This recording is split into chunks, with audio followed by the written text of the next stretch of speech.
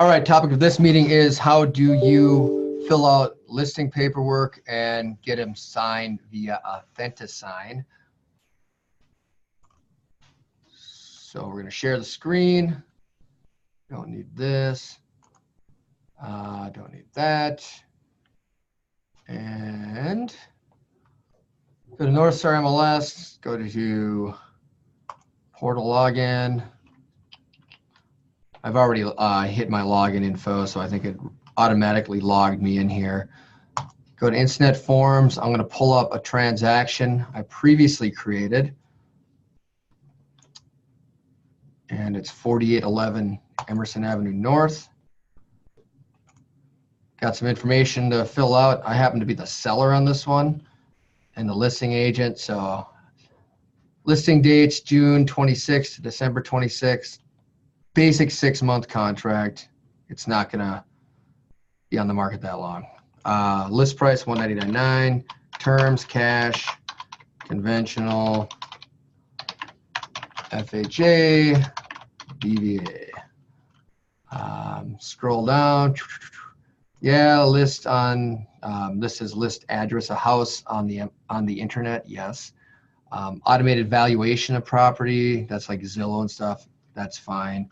I missed one here. There you go. Listing on MLS. And then comments, I always put no. I just don't want a bunch of trolls out there in the event that they live by the property and there was a tenant who was a pain in the ass. It's not worth it. Listed for lease. It's not listed for lease.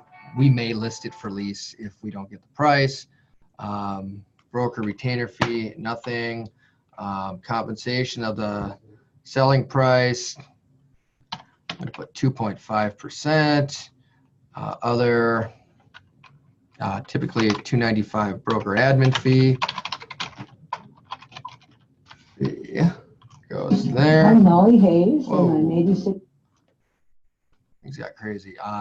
This section is, you can say after so many days after the expiration of the contract, if a buyer who saw the property during the marketing period came through it, the seller would agree to pay.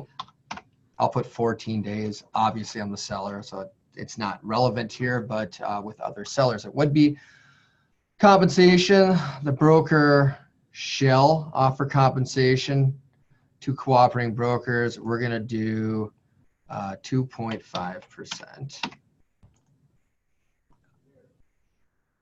To cooperating brokers representing buyer. You could also pay out if someone's assisting a buyer, i.e. in a facilitator arrangement, which I will in this case. And then there's other scenarios, but we won't worry about that for now. Seller wishes to have broker arranged for the closing. Typically, our sellers like us to take care of this for them. Occasionally, they have their own person, which we can still coordinate for them. I am a foreign person. My company is Affordable Green Homes. That is a U.S. Registered company, an LLC. I will agree to dual agency. Again, I'm the seller, but in most cases, the sellers will agree to dual agency if they got an offer that's represented by our brokerage and it's the best offer. There's no reason why they wouldn't. Some people argue that there's a conflict of interest there. You know, there could be if an agent's not ethical, but typically the good agents can work with both parties to see the transaction come to a meeting of the minds where both parties are satisfied with the outcome. That's ancillary to what I'm doing here today as far as filling out the paperwork. Rest is auto-filled, but real estate company name, our address, and this stuff will be filled in when we do the signing. So we're going to save that document. The other transaction forms, coming soon authorization form, I'm going to get this signed because I want to put it on the market today and list it officially tomorrow. Contract date today, availability date tomorrow. We may not have photos tomorrow, but so I'm going to put Thursday just to be safe.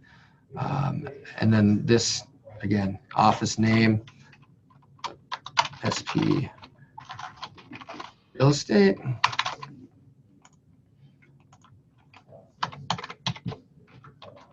Old Excelsior Boulevard. I don't know why this one didn't autofill.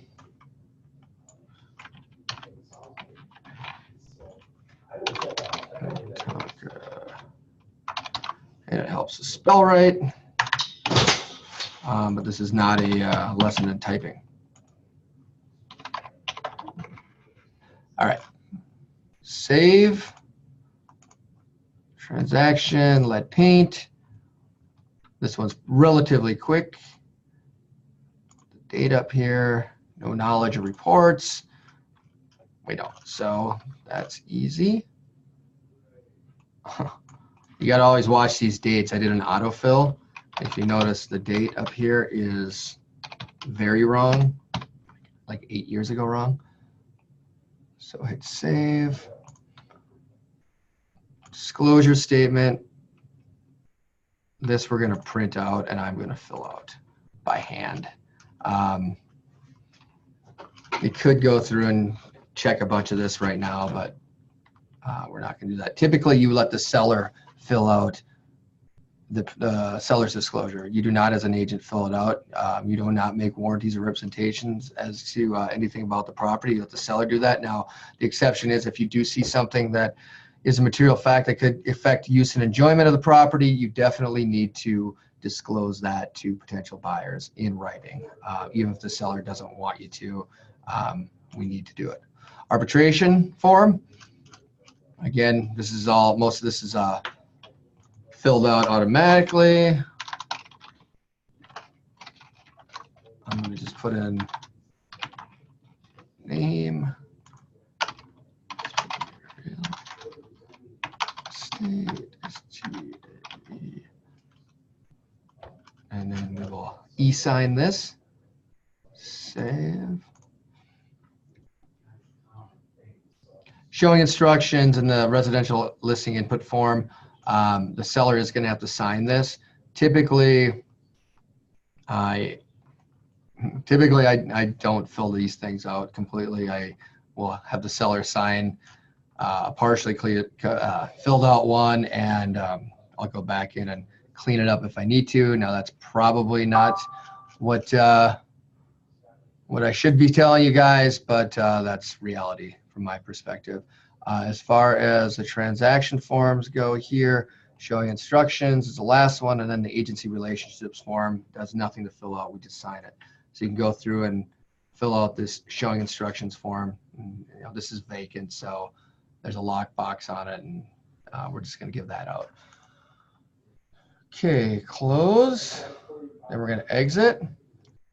Going to go in this thing over here on the left called Authentisign. Click on that. We're going to add.